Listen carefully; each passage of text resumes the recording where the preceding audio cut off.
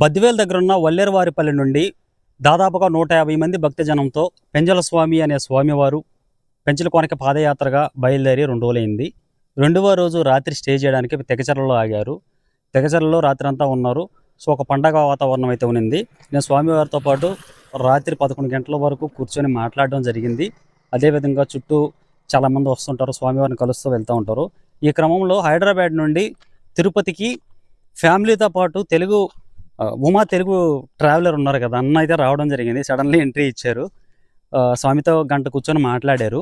తర్వాత నేను కూడా అన్నతో మాట్లాడడం జరిగింది. దానికి సంబంధించిన ఒక వీడియో అయితే నేను షార్ట్ వీడియోగా అప్లోడ్ చేశాను యూట్యూబ్లో, ఇన్స్టాగ్రామ్లో. చూడడం వాళ్ళు ఎవరైనా ఉంటే కంపల్సరీ ఆ వీడియో చూస్తారని చెప్పి ఆశిస్తూ ఉన్నాను.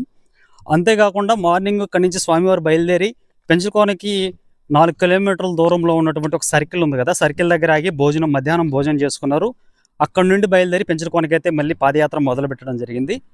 సో ఇక్కడి నుంచి పాదయాత్రగా మనం కూడా పాల్గొనాలని చెప్పేసి నేను కూడా సంకల్పించుకొని స్వామివారితో నడవాలని చెప్పేసి అనుకున్నాను. కాబట్టి స్వామివారితో నడుద్దాము. రాత్రి తెగచర్లలో స్టే చేసిన వీళ్ళంతా కూడా పెంచలకోన సర్కిల్ దగ్గరకు వచ్చి మధ్యాహ్నం భోజనం చేసుకొని పాదయాత్ర మొదలుపెట్టి పెంచలకోనకి చేరుకోవడానికి సిద్ధంగా ఉన్నారు.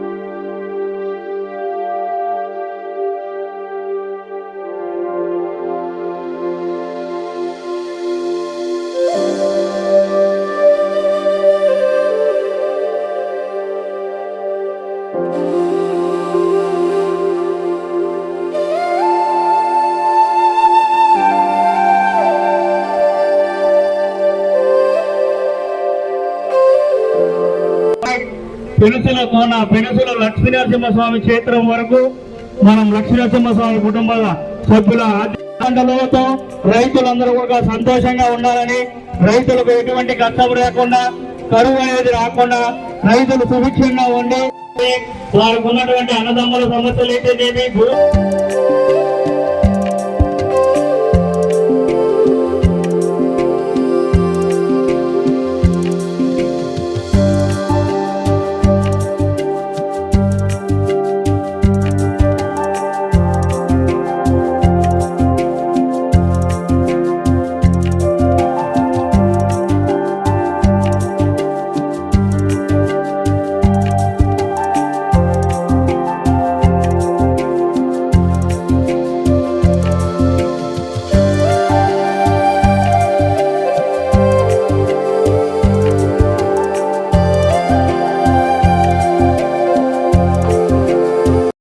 ఇదంతా కూడా లోక కళ్యాణం కోసం చేసేటువంటి ఒక ప్రయత్నం. ఎటువంటి ఇబ్బందులు పడకుండా దేవస్థానం వాళ్ళు కూడా ఎంతో సహకరించారు.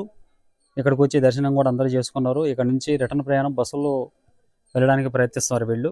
అందరితో పాటు నేను కూడా వచ్చాను, దర్శనం చేసుకున్నాను. చాలా సంతోషంగా అనిపించింది. అనుకోకుండా ఎటువంటి ప్లాను లేదు. సో వీళ్ళు సడన్గా వచ్చారు. వీళ్ళతో పాటు నేను వస్తానని చెప్పేసి అనుకున్నాను. వాళ్ళతో పాటు నేను కూడా రావడం జరిగింది. చాలా సంతోషంగా ఉంది. పెంచలకోనకి ఎప్పుడు వస్తానో ఎలా వస్తానో ప్లాన్ చేయకుండానే వస్తున్నాను ప్రతిసారి కూడా. చాలా సంతోషంగా ఉంది. నెక్స్ట్ ఇయర్ కూడా ఇదే విధంగా వీళ్ళు పాదయాత్ర చేసుకుంటూ వస్తాను అంటున్నారు. ప్రతి సంవత్సరం చేయాలని చెప్పేసి మనమైతే కోరుకుందాము. ఇదంతా కూడా లోక కళ్యాణం కోసం చేసేటువంటి ఒక వీడియో. నచ్చితే మన ఛానల్ సబ్స్క్రైబ్ చేసుకోండి, లైక్ చేసి షేర్ చేయండి. నెక్స్ట్ వీడియోలో కలుసుకుందాం. జై హింద్.